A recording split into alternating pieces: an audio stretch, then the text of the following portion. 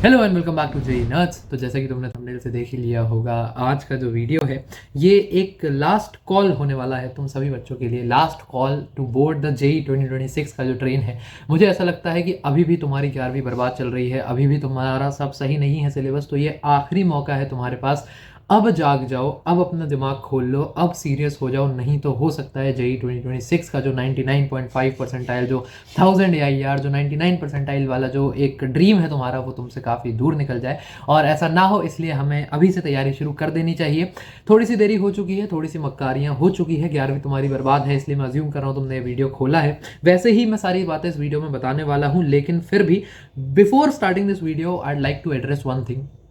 तुम्हारी 11वीं बर्बाद हो गई है, तुमने एक साल में 2 साल की पढ़ाई करना चाह रहे हो, ये कोई अच्छी चीज़ नहीं है। मैंने बहुत कोशिश करके इस वीडियो में सारे वो पॉइंट्स डाले हैं जिससे तुम्हारा ये काम सक्सेसफुल हो जाए, लेकिन अब तुम्हें आइडेंटिफाई करना होगा खुद की गलत क्या हुआ, पिछले एक साल में गड़बड़े क्या हुई। अपने अंदर बदलाव नहीं लाओगे, मेरे जैसे जो ये वीडियो मैं बना रहा हूँ ऐसे बतेरे वीडियोस यूट्यूब पे ऑलरेडी मौजूद है। ये बात मुझे भी पता है और बात तुम्हें भी पता है, लेकिन कोई भी वीडियो, ये भी वीडियो या वो सारे वीडियोस भी, कोई तुम्हारी हेल्प नहीं कर सकता अगर तुम खुद इनिशिएटिव ना लो, तुम खुद एक्शन ना लो।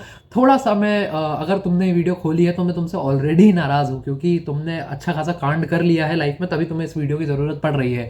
तो प्लीज़ अब आगे सुधर जाओ, है ना। बट ठीक है, that being said, that being assumed कि अब तुम सुधरने वाली हरकतें करोगे, अपन वीडियो को करते हैं स्टार्ट।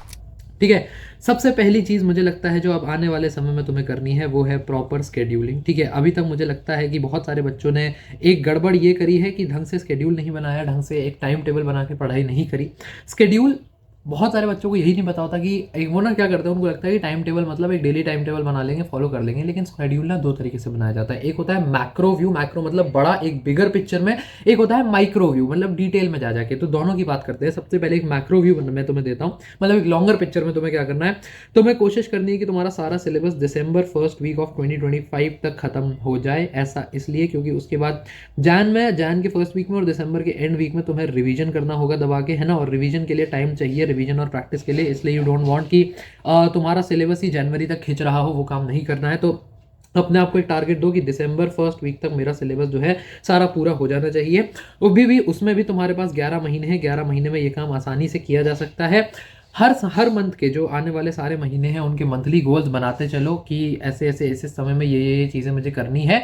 और जो मंथली तुम्हारा गोल है उस पर प्रोग्रेस क्या चल रहा है उसको हर वीक रिव्यू करते जाओ। सपोज करो तुमने एक महीने में ये सारी चीज़ें लिखी थी, और मंथली गोल ना ऐसे नहीं बनाया जाता कि मुझे एक महीने में मुझे पहले दिन ये, दूसरे दिन ये, तीसरे दिन ये, चौथे दिन नहीं, वो माइक्रो विजन है, उस पर बात करेंगे। मैक्रो विजन में महीने के एंड में मुझे ये चैप्टर डन होना चाहिए, ये चैप्टर, ये चैप्टर, ये चैप्टर, इसके PYQs तक डन होना चाहिए, इसकी सारी थ्योरी डन होनी चाहिए। ऐसे ब्रॉडर पिक्चर देख लो और हर वीक उसको रिव्यू करो। अगर तुम्हें लगता है पहले वीक के बाद तुम पीछे चल रहे हो तो वक्त पे तुम एक्सेलरेटर दे पाओगे। बच्चे क्या करते हैं, मुझे बहुत बेवकूफ़ी वाली चीज़ लगती है, प्लान बना लिया, एक महीने का बना के सोच लिया, 20 दिन ऐसे ही बीत गए, पता ही नहीं चला। इसलिए कंटिन्यूअसली अपने आप को रिव्यू करते चलो, अपनी हरकतों पर नज़र बना के चलो। ठीक है, अब माइक्रो व्यू भी मैं तुम्हें दे देता हूं कि हर दिन का तुम्हारा स्केड्यूल कैसे दिखना चाहिए। तो क्योंकि अब हमें पता ही है कि तुम्हारा ठीक ठीक बैकलॉग बन चुका है, तो हर डे को ना अपने 3 हिस्सों में बांटो। अगर तुम चैनल फॉलो करते हो बहुत समय से तो ये स्ट्रैटेजी मैं पहले भी बता चुका हूँ। 60, 25, 15 ये थोड़ा सा रिवाइज कर दी है मैंने timings, given the current scope of situation. अब जनवरी के हिसाब से 60% जो है तुम्हारी करंट कोचिंग और तुम्हारा जो भी उसमें सारा काम चल रहा है, वो सारे काम में तुम्हारा टाइम जाना चाहिए। इसमें तुम्हारी क्लासेस भी आएंगी, तुम्हारा करंट सिलेबस के प्रैक्टिस भी आएगा और करंट सिलेबस का रिवीजन भी आएगा। अब यही जो मैंने 6 महीने पहले वीडियो बनाया था, तो ये वाली चीज़ें 60% में करने की ज़रूरत नहीं पड़ रही थी, बट अब क्योंकि समय वक्त कम बचा है तो थोड़ा सा तुम्हें वक्त को एफिशिएंटली यूटिलाइज करना पड़ेगा, थोड़ा सा आवर्स ज़्यादा बढ़ाने पड़ेंगे। ठीक है, 25% ऑफ द टाइम जो तुम्हारा बैकलॉग वाले चैप्टर्स हैं उसके प्रॉब्लम सॉल्विंग में जाना चाहिए।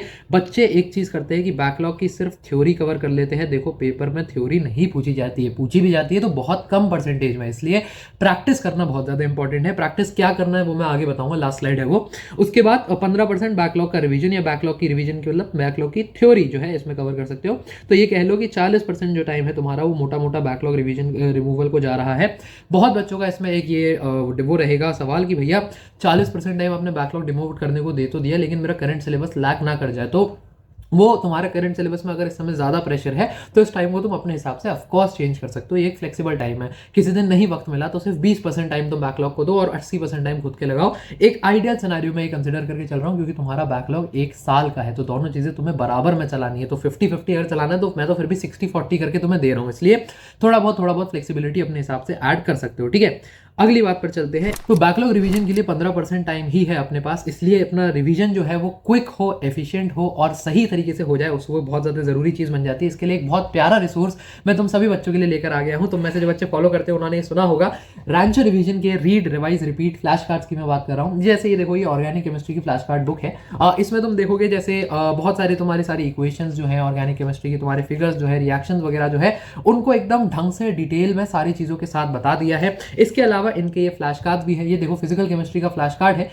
हमारे शॉर्ट नोट्स में हम अक्सर जैसे इक्वेशंस वगैरह तुम देख रहे हो डेप्थ में लिखी हुई है, ग्राफ्स वगैरह तुम देख रहे हो ढंग से बनाए हुए हैं, हम ये अपने में मिस कर देते हैं। लेकिन इन्होंने 95% सिलेबस तुम्हारा एकदम डिटेल में जाके इन फ्लैश कार्ड्स में समराइज कर दिया है। दो चीजें जिसके कारण मैं रिकमेंड करता हूं, एक तो एक्टिव रिकॉल। एक्टिव रिकॉल क्या कि कलरफुल कार्ड्स है, छोटे छोटे कार्ड्स है, बोरियत नहीं होती है, तुम एक्टिवली इनको रिकॉल कर सकते हो। देखो, जैसे अब छोटे छोटे तुम फॉर्मूला से पढ़ते जाओगे तो तुम्हारा दिमाग लगेगा, ऐसे बोर नहीं होगे तुम। दूसरा, स्पेस्ड रिपीटिशन। छोटे कार्ड्स हैं, रिवाइज करने में टाइम कम लगता है, तो इनका बार बार एक छोटे छोटे इंटरवल्स पर रिवीजन किया जा सकता है, एक दिन, एक हफ्ता, एक महीना ऐसे, और बार बार रिवाइज करने से तुम्हारे दिमाग पर जो है इसका अच्छा असर पड़ता है, बेहतर चीजें याद रहती है, बेहतर बैकलॉग कवर होता है। तो ये तुम्हारा टाइम भी बचाते हैं, एक्टिवली तुम्हें रिकॉल भी करवाते हैं, और ढंग से वो रिकॉल जो चीज़ है वो तुम्हारे दिमाग में बैठ भी जाती है। प्रैक्टिस करनी है बैकलॉग की तुम्हें, मैंने जैसा बताया 25% टाइम है, तो रिवीजन को थ्योरी के कम टाइम है, तो फटाफट इनको पढ़ के तुम अपने बैकलॉग की प्रैक्टिस पे जा सकते हो। तो मेरे और तेजिल, हम सभी जेई नर्ड्स टीम के उस पर ये एक बहुत प्यारा रिसोर्स मुझे लगता है, तो मैं बता देता हूँ तुम लोगों को, इसको तुम लोग जरूर चेकआउट कर सकते हो। ठीक है, अगली बात पे चलते हैं। हाँ, इंपॉर्टेंट चैप्टर्स, जैसा मैंने पता नहीं वीडियो के शुरुआत में बताया कि नहीं, इसमें मैंने बहुत डिटेल में, जैसे एक जूम आउट करके ये वाला पेज और अगला दिखाता हूँ बहुत डिटेल में सारे चैप्टर्स को लिख दिया है, कौन से करने हैं, कौन से क्या कैसा, और हर सब्जेक्ट के लिए मैंने 2 हिस्से बांटे हैं। पहला है सेट 1। सेट 1 तुम्हारे प्री रिक्विजिट चैप्टर्स है, मतलब pre, what I mean by pre requisite is कि 12वीं में जो चैप्टर्स है उसमें कहीं ना कहीं इन चैप्टर्स के कंसेप्ट का कनेक्शन मिलेगा, यूज आ रहा होगा। दूसरा जो सेट है वो हाई वेटेज का है, कि इनका शायद एक वो ना मिले तुम्हें कनेक्शन, एकदम यूजेज ना मिले 12वीं के चैप्टर्स में, लेकिन इनका अपना वेटेज बहुत हाई है। तो ये तुम्हारी प्रायोरिटी 1, ये प्रायोरिटी 2। एक बात बता दूं कि प्रायोरिटी 1+2 जो है वो तुम्हारी कंप्लीट सिलेबस नहीं है, इसके बावजूद भी कुछ कुछ चैप्टर्स हैं। प्रायोरिटी का मतलब होता है कि पहले ये, फिर जो बच्चे कुछ चैप्टर्स होंगे थर्ड सेट में, जो तुम अपने आप फिगर आउट कर सकते हो वो करने हैं। ठीक है, तो मैंने तुम्हें एक ऑर्डर दे दिया है, क्योंकि तुम्हारा बैकलॉग बहुत ज़्यादा है, इसलिए तुम प्रायोरिटी बेसिस पे काम करो तो तुम्हारा टाइम बहुत ज़्यादा बचा लेगा। ठीक है, तो सबसे पहले फिजिक्स में बेसिक मैथमेटिक्स, तुम्हारे वेक्टर्स वगैरह की नॉलेज तुम्हें होनी चाहिए। Kinematics, NLM plus work power energy, very very very very very important, इसका बहुत ज़्यादा इस्तेमाल है पूरी 12वीं की फिजिक्स में, इसको जरूर कर लेना। COM प्लस COM, तो पहला COM है तुम्हारा सेंटर ऑफ मास वाला, और दूसरा COM है तुम्हारा कंजर्वेशन ऑफ मोमेंटम वाला। ये बहुत ही फंडामेंटल कंसेप्ट है, इसका तो इन सब चैप्टर्स में भी इनका इस्तेमाल आएगा, और इसका 12वीं के चैप्टर्स में भी इस्तेमाल आएगा। ग्रेविटेशन वैसे एक स्टैंड अलोन चैप्टर माना जाता है, लेकिन ग्रेविटेशन का बहुत एकदम सीधा कोरिलेशन है। जो फॉर्मूला G m1m2/r² होता है, वहां पे तुम्हारा इलेक्ट्रोस्टैटिक्स में जाके K(q1q2/r²) हो जाता है। ऐसे सारे फॉर्मूलाज मैच करते हैं, इसलिए इलेक्ट्रोस्टैटिक्स के लिए अगर तुम्हें ग्रेविटेशन पे तुम्हारी अच्छी पकड़ है तो वो तुम्हारे 12th के जो पहले फिजिक्स के चैप्टर्स है उसमें बहुत ज़्यादा हेल्प करेगी। ठीक है, अब हाई वेटेज चैप्टर्स, थर्मोकेमिस्ट्री से मान के चलो कि 1 से 2 सवाल हर साल आता ही है। थर्मोडायनेमिक्स से 1 सवाल, KTG से 1 सवाल, तो ये मिला के जो है थर्मोकेमिस्ट्री एंड थर्मोडायनेमिक्स मोटा मोटा तुम्हारे 3 से 5 सवाल का कॉलम बन जाता है, बहुत ज़्यादा इंपॉर्टेंट है। रोटेशनल मोशन बच्चों को थोड़ा सा डिफिकल्ट लगता है कि नहीं हो पाएगा, लेकिन कुछ भी नहीं हो अगर तो इसमें मोमेंट ऑफ इनर्शिया तो कम से कम पढ़ ही लेना, वो तो बहुत ही आसान चीज़ है। Perpendicular and parallel axis theorem वगैरह, moment of inertia of different shapes, cone का कितना होगा, सिलेंडर का कितना होगा, along the axis, over the axis, सारी चीजें जो है वो सब तुम्हें इसकी अगर बेसिक नॉलेज भी ले लोगे तो हो सकता है सवाल तुम्हारा बन जाए, क्योंकि बहुत सारे सवाल मोमेंट ऑफ इनर्शिया से आते हैं। ठीक है, यूनिट्स एंड डायमेंशंस बहुत ज़्यादा इजी चैप्टर है ये, और इससे एक सवाल आ ही जाता है, तो इसलिए इसको छोड़ना बिल्कुल भी वो नहीं बनता। ये कंप्लीट लिस्ट नहीं है, सॉलिड्स, फ्लूइड्स और भी दूसरे चैप्टर हैं 11वीं में, बट अब वो तुम्हारी प्रायोरिटी 3 में आ जाएंगे। ठीक है, तो इनको सबसे पहले कर लेना है अपने बैकलॉग रिमूवल में। नेक्स्ट स्लाइड पे चलते हैं, अपन केमिस्ट्री की बात करते हैं। तो केमिस्ट्री में प्रायोरिटी 1 में स्टोइशियोमेट्री मुझे लगता है सिर्फ फिजिकल के लिए नहीं, कंप्लीट केमिस्ट्री के लिए अगर मुझे तुम्हें एक चैप्टर करना है जिसके बिना तुम आगे नहीं बढ़ सकते तो वो स्टोइशियोमेट्री है। चाहे ऑर्गेनिक हो, चाहे इनऑर्गेनिक हो, चाहे फिजिकल हो, हर जगह स्टोइशियोमेट्री आएगी, मोल की पकड़ तुम्हें पता होनी चाहिए हो क्या रहा है। उसके बाद केमिकल बॉन्डिंग, अगेन बिल्कुल सेम लेवल ऑफ इंपॉर्टेंस, बहुत बहुत बहुत ज्यादा इंपॉर्टेंट चैप्टर्स हैं ये दोनों ही। पीरियोडिक प्रॉपर्टीज तुम्हें आगे बहुत ज्यादा इस्तेमाल होगा। रिडॉक्स रिएक्शंस, तुम्हारा हर रिएक्शन में रिडॉक्स रिएक्शन काम आएगा आगे सारे चैप्टर्स में। जीओसी प्लस आइसोमेरिज्म, अब ये तुम्हारा फंडामेंटल टू ऑर्गेनिक है, आगे 12वीं की ऑर्गेनिक बहुत तगड़ी बनती जाती है, उसका सारा बेस जो है जीओसी और आइसोमेरिज्म में लाई करता है और आईयूपीएसी नोमेनक्लेचर में। इसके अलावा एटॉमिक स्ट्रक्चर से इलेक्ट्रॉन फिलिंग वाला जो पार्ट है, जो तुम्हारा क्वांटम मॉडल होता है इलेक्ट्रॉन का, वो सारा अगर तुम याद करके आ जाओगे तो उससे तुम्हें आगे बहुत ज्यादा हेल्प होगी, ठीक है। इसके बाद हाई वेटेज चैप्टर्स की बात कर लेते हैं। हाई वेटेज चैप्टर्स में गैसियस स्टेट, हर साल इससे एक सवाल तो तुम मान के चलो, इससे नहीं तो इसके साथ ना मिला लेता है तुम्हारा लिक्विड सॉल्यूशंस, और दोनों का मिल बांट के कुछ सवाल बना देता है, तो वो ज्यादा इंपॉर्टेंट है। लिक्विड सॉल्यूशंस 12वीं का चैप्टर, अभी नहीं समझ आ रहा क्या बोल गया मैं, तो कोई बात नहीं, ठीक है। हाइड्रोकार्बन, हाइड्रोकार्बन से खुद भी सवाल आ जाता है, उसके बाद वो कोरिलेट करके 12वीं के चैप्टर से भी पूछ लेता है। इक्विलिब्रियम, चाहे केमिकल हो चाहे आयोनिक हो, दोनों ही बहुत बहुत ज्यादा इंपॉर्टेंट है, दोनों से मिला के 2 सवाल तुम आराम से मान सकते हो, ठीक है। थर्मोडायनेमिक्स केमिस्ट्री का 1 सवाल मिनिमम, नहीं तो 2 भी हो सकता है, अगर हेस लॉ खासकर इसमें बहुत पूछा जा रहा है, मैं देख रहा हूं। ये RXNMECH रिएक्शन मैकेनिज्म और इलेक्ट्रोफिलिक एरोमेटिक सब्स्टिट्यूशन, इसमें तुम्हारे एरोमेटिक कंपाउंड्स वगैरह की नॉलेज, बेंजीन और उससे रिलेटेड कंपाउंड्स की नॉलेज, मीथेन नाम बोल रहा हूँ सॉरी, इन सब जो कंपाउंड्स की नॉलेज है वो सब तुम्हारी पूछी जाती है। रिएक्शन मैकेनिज्म्स में SN1 SN2 क्या होता है, E1 मैकेनिज्म क्या होता है, E1CB क्या होता है, इन सबसे सीधा सवाल तो नहीं आएगा, इसको तुम इस प्रायोरिटी में भी डाल सकते हो कि इससे रिलेट करके बहुत सारे सवाल पूछे जा सकते हैं, तो इसको जरूर अपन को कर लेना है। और भी कुछ चैप्टर्स इसमें रह गए हैं, नहीं है सारे, बट शुरुआत जैसे DNF ब्लॉक, अच्छा वो तो 12वीं में ही, ठीक है, बट बहुत सारे जो चैप्टर्स इसमें नहीं है वो भी तुम्हें करने हैं। प्रायोरिटी 1 पे ये, प्रायोरिटी 2 पे ये, फिर उन चैप्टर्स पे अपन चलेंगे, ठीक है। उसके बाद तीसरी बात कर लेते हैं अपन मैथमेटिक्स की। मैथमेटिक्स में सेट्स एंड रिलेशंस 12वीं में जाते ही पहला चैप्टर जो आएगा तुम्हारा वो यही आएगा, तो इस पर अच्छी पकड़ बना के रखो। इनइक्वालिटीज एंड वेवी कर्व तुम्हारा ओवरऑल 12वीं में हर जगह चैप्टर्स में यूज हो रहा होगा। ट्रिग्नोमेट्री, अगेन इंटीग्रेशन में तो इसका दबा के यूज होता है, नहीं तो ओवरऑल भी बहुत जगह इसका यूज आ रहा होता है। लिमिट्स, सीधा एक चैप्टर है तुम्हारा LCD 12वीं में, वहां पे यूज आएगा तुम्हारा। क्वाड्रेटिक इक्वेशंस, अगेन पूरी मैथ्स में यूज आ रही होगी तुम्हारी। PNC जो है यहाँ पे मैंने अप्रोक्सीमेटली मतलब थोड़ा बहुत का साइन बनाया है, क्योंकि ये सिर्फ प्रोबेबिलिटी में यूज होता है, तो अगर इसको कर लोगे तो बहुत बढ़िया प्रोबेबिलिटी में यूज हो जाएगा तुम्हारे, नहीं करोगे तो प्रोबेबिलिटी 12वीं के एंड में जाके पढ़ाई जाती है, तो वो ठीक है, मतलब उस समय भी तुम रिवाइज कर सकते हो, बट फिर भी करके चल लो, कोई बुराई नहीं है ना। अगली बात हाई वेटेज चैप्टर्स की मैथमेटिक्स की बात कर लेते हैं। स्ट्रेट लाइंस और कोनिक सेक्शंस, इससे मिला के तुम्हारे 5 सवाल इस बार JEE मेंस 2024 में देखे गए थे कई सारी शिफ्ट्स में, तो ये बहुत ज्यादा इंपॉर्टेंट बन जाता है। इसके बाद तुम्हारा बायनोमियल प्लस स्टैटिस्टिक्स मिला के कई बार 1 सवाल तो मिनिमम, नहीं तो 2 सवाल, दोनों से एक एक भी आ सकता है। कॉम्प्लेक्स नंबर्स तुम्हारा बहुत बहुत हैवी वेटेज का चैप्टर है, एक तो तुम मान के चलो 2 सवाल भी इससे पूछ लेता है कई बार, और सीक्वेंस एंड सीरीज से भी एक गारंटीड तुम्हारा सवाल रहता है, तो इन 5 के बहुत अच्छी खासी वेटेज बन जाती है। देखो 5 और मिनिमम केस भी मान के चले तो 5 1 1 1 8 सवाल, मतलब 8 चौक 32 नंबर का पेपर तुम्हारा पॉसिबली यहाँ से बन जाता है 100 में से, तो 32% तो सिर्फ इतने से आ रहा है, इसलिए इसको भी कर लेना, ठीक है। तो ये सारे मैंने तुम्हें इंपॉर्टेंट चैप्टर्स प्रायोरिटी 1 प्रायोरिटी 2 सबके बता दिए हैं। बहुत वक्त लगा इसको ऐसे लिखने में, सब लिस्ट विस्ट बनाने में, तो एक लाइक तो कर ही सकते हो मतलब वीडियो को, ठीक है, मतलब बाकी तुम लोग देख लेना।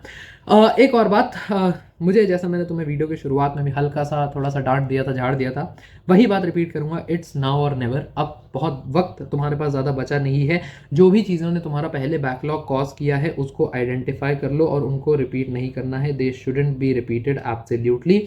और डिस्ट्रैक्शंस का जो है, बहुत सारे बच्चे डिस्ट्रैक्ट हो जाते हैं, अभी भी डिस्ट्रैक्ट हो रहे हो, थोड़ी शर्म करो भाई। डिस्ट्रैक्शन से बचने का सबसे तरीका होता है find the root cause and eliminate them. अगर तुम जैसे लग रहा है कि मैं पढ़ते पढ़ते उठ जाता हूँ, तो आइडेंटिफाई करो, बैठो और सोचो कि आज मैं जगह उठा था तो क्यों उठा था, क्या मुझे पढ़ाई से बोरियत होने लगी थी, क्या मुझे कुछ और थोड़ी अपीलिंग चीज़ दिख गई थी, क्या हुआ था। अगर अपीलिंग चीज़ दिख गई थी तो अपने कमरे को आइसोलेट करना शुरू करो, बंद कमरे में पढ़ाई करना शुरू करो, फ़ोन को बाहर रख के अपने लैपटॉप पे या टैब पे, एक्सक्यूज मी, अपनी किताब पे वहाँ से पढ़ना शुरू करो। अगर पढ़ते पढ़ते बोर हो गए थे तो सब्जेक्ट स्विच करने की स्ट्रैटेजी लगाओ, मैथ्स के बाद फिजिक्स, फिजिक्स के बाद केमिस्ट्री, फटाफट जैसे ही लगे कि सब्जेक्ट से बोर हो रहे हो उसको फटाफट स्विच मारो। ऐसी चीज़ें अपनाओ, रूट कॉज पर अटैक करो, वहाँ से देखो डिस्ट्रैक्शन अपने आप गायब हो जाएगी तुम्हारी, ठीक है। आखिरी बात पर चलते हैं, कुछ रिसोर्सेज जो है मैं तुम लोगों के लिए लेकर आ गया हूँ। रिसोर्सेज क्या मतलब, 2 रिसोर्सेज बैकलॉग वाले चैप्टर्स के लिए मेजरली। बच्चे ना हर चीज़ के पीछे भागेंगे, देखो तुम्हारा ऑलरेडी बहुत ज़्यादा बैकलॉग है, तुम्हारी प्रिपरेशन इस समय अच्छी नहीं चल रही है, ऐसे में देखो हार्श लगेगी बात, मैं चाहता हूँ तुम सब करो, लेकिन beggars don't get to be choosers. अभी अगर तुम ये भी है कि भैया मैं मॉड्यूल भी कर लूँ, भैया मैं रेफरेंस बुक भी कर लूँ, भैया मैं फलाना वो भी लगा लूँ, भैया मैं ये भी लगा लूँ, ये बेवकूफ़ी वाली चीज़ है। इस समय तुम्हें ज़रूरत नहीं है ये सब करने की, पहले अपना बैकलॉग कवर करने पर फोकस करो। बैकलॉग वाले चैप्टर्स के लिए कम से कम 3 साल के PYQs अगर तुम मेंस के लगा ले जाते हो और 5 साल के एडवांस के लगा ले जाते हो, तो तुम अपने बैकलॉग को मोटा मोटा कंप्लीट मान सकते हो और आगे बढ़ सकते हो। जैसे ही बैकलॉग कवर होगा अपन लास्ट के टाइम में लगा लेंगे और PYQ सॉल्व कर लेंगे और डिफिकल्ट सवाल लगा लेंगे, लेकिन अभी तुम्हें एक बेयर मिनिमम लेवल पे खत्म करके चलना है ताकि तुम्हारा प्रैक्टिस भी डन हो, थ्योरी भी डन हो, ठीक है। इसके बाद वन शॉट से बहुत सारे बच्चे बैकलॉग्स कवर करते हैं। मुझे लगता है आज के इंटरनेट के युग की बहुत प्यारी चीज़ है एक वन शॉट्स। बहुत सारी सीरीज हैं, Manzil series, bounce back series, JEE brief series, इन सभी का एक बड़ा सही तुम्हारे उस पर इफेक्ट रहता है, जल्दी फटाफट सिलेबस खत्म करने में तुम्हें हेल्प करती हैं, बिल्कुल सही चीज़ है। बट मैं बच्चों को ये सलाह देता हूँ कि जिन चैप्टर्स की तुम्हें पहले से नॉलेज है उन्हीं के लिए तुम बैकलॉग्स को प्रेफर करो। अगर जीरो नॉलेज है, एकदम चैप्टर स्क्रैच से पढ़ना है, तो आई सजेस्ट कि कंप्लीट लेक्चर्स के लिए जाओ, या फिर 8 से 10 घंटे के बैकलॉग्स ढूंढो। जैसे मुझे एक पता है मंजिल सीरीज ऑफ 2022 जो थी उसमें 8 से 10 घंटे के बैकलॉग वाले लेक्चर्स थे, तो वहां से अगर तुम बिल्कुल स्क्रैच से पढ़ना चाह रहे हो तो वहां से पढ़ सकते हो, ठीक है। उस तरीके के लेक्चर्स ढूंढो अगर स्क्रैच से पढ़ना चाह रहे हो। अदरवाइज आई से कि अगर कोई चैप्टर जो है एकदम शुरुआत से पढ़ना है, क्योंकि बैकलॉग्स में यार ये होता है कि फटाफट उनको पढ़ाना है, तो वो एकदम जीरो से नहीं ले जा सकते। अगर तुम 0 से 5 पहुंचे हो तो 5 से 100 वो तुम्हें पहुंचा देंगे, ठीक है। तो ऐसी बात रहती है। आशा करता हूं कि इस वीडियो के बाद थोड़ा सा तुम लोग पढ़ाई वगैरह और सीरियसली करना शुरू करोगे। अभी तक जो भी गलतियां हुई अब उनको नहीं दोहराना है। जेई अभी भी क्रैक किया जा सकता है 2026, बहुत कोई देरी नहीं हुई है।